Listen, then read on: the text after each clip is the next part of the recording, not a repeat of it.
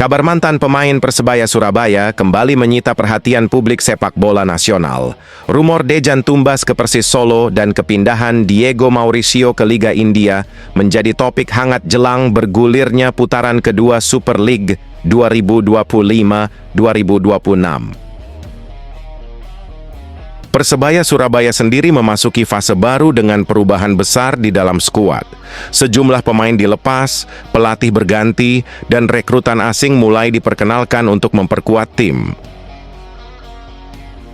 Di tengah perombakan itu, kabar mantan pemain Persebaya Surabaya justru tak kalah menarik disorot. Dua nama asing, Diego Mauricio dan Dejan Tumbas, kini menjadi perbincangan karena arah karier mereka selanjutnya. Diego Mauricio dipastikan sudah resmi meninggalkan Persebaya Surabaya pada Januari 2026. Striker asal Brasil itu bergabung dengan Inter Kashi, klub promosi di kompetisi Indian Super League. Kepindahan Diego menutup kiprahnya yang terbilang singkat bersama Green Force. Dalam 7 pertandingan resmi, ia gagal mencatatkan gol maupun assist untuk tim kebanggaan Surabaya. Tak lama setelah dilepas, Dejan langsung dikaitkan dengan Persis Solo. Klub tersebut memang dikenal aktif mendatangkan pemain asal Balkan. Dalam beberapa musim terakhir, rumor semakin menguat setelah Persis sebelumnya merekrut Kadek Raditya dari Persebaya Surabaya. Kedekatan relasi antar kedua klub membuat spekulasi transfer ini makin menarik. Jika resmi bergabung dengan Persis Solo, Dejan diprediksi langsung menambah kekuatan lini tengah. Pengalamannya di putaran pertama Super League menjadi modal penting bagi klub asal Jawa Tengah tersebut. Menanti permainan pemain baru 13 miliar Bernardo Tavares. Total belanja tembus 13,91 miliar menjadi penanda keseriusan Bernardo Tavares mereset skuad Persebaya Surabaya di putaran kedua Super League 2025-2026. Langkah agresif ini diambil untuk memperkuat kedalaman tim sekaligus meningkatkan daya saing Green Force saat kompetisi kembali bergulir. Pedro Matos menjadi pemain asing keempat era Bernardo Tavares pada paruh kedua musim ini. Kehadirannya langsung memunculkan sorotan karena membuat komposisi pemain asing Persebaya Surabaya berada dalam kondisi over kuota. Berdasarkan rekam jejaknya bersama Semen Padang, Pedro dikenal sebagai gelandang pengatur tempo permainan.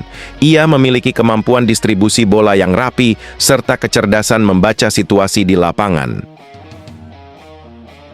Nilai pasar Pedro saat ini mencapai 2,17 miliar, menjadikannya rekrutan strategis dari sisi kualitas dan investasi. Pada putaran pertama Super League 2025-2026, ia mencatatkan 15 penampilan bersama Semen Padang. Masuknya sejumlah pemain baru menjadi perhatian utama tim pelatih. Proses adaptasi dan pemahaman karakter pemain harus dipercepat agar performa tim tidak mengalami penurunan. Pada putaran kedua ini, Persebaya total mendatangkan 4 pemain asing baru. Mereka adalah Bruno Paraiba, Jefferson Silva, Gustavo Fernandes, dan Pedro Matos. Bruno Paraiba direkrut dengan nilai 3,04 miliar dan diharapkan menjadi solusi di lini depan. Jefferson Silva dan Gustavo Fernandes masing-masing menghabiskan dana 4,35 miliar untuk memperkuat sektor vital tim. Pedro Matos melengkapi reset skuad tersebut dengan nilai pasar 2,17 miliar. Jika ditotal, belanja pemain Bernardo Tavares mencapai angka 13,91 miliar. Dengan riset skuad dan total belanja 13,91 miliar, Persebaya Surabaya mengirim sinyal kuat kepada para pesaing. Green Force siap tampil lebih solid dan kompetitif di putaran kedua Super League 2025-2026. Berat. Dejan Tumbas out. Pedro Matos is green. Misteri Dejan Tumbas absen dalam latihan terjawab. Persebaya Surabaya akhirnya mengumumkan perpisahan dengan Dejan Tumbas. striker asal Serbia yang selama ini menjadi pilihan utama. Dejan Tumbas bergabung dengan Persebaya Surabaya pada awal musim Super League 2025-2026. Kehadirannya langsung memberi dampak signifikan di lini depan. Ia selalu menjadi pilihan utama Persebaya Surabaya. Posisi yang Dejan Tumbas mainkan juga beragam dari bek kiri hingga striker. Dalam 9 laga terakhir putaran pertama, Dejan juga selalu dimainkan, tapi baru-baru Dejan Tumbas absen dalam 2 sesi latihan terakhir. Absennya dalam latihan juga sempat menimbulkan spekulasi. Dan keputusan kepergian Dejan Tumbas ini mengejutkan, sebab banyak yang menilai Dejan masih layak dipertahankan. Walau demikian, Bernardo Tavares pernah menegaskan keputusan ini bagian dari strategi. Ia ingin skuad lebih seimbang dan kompetitif.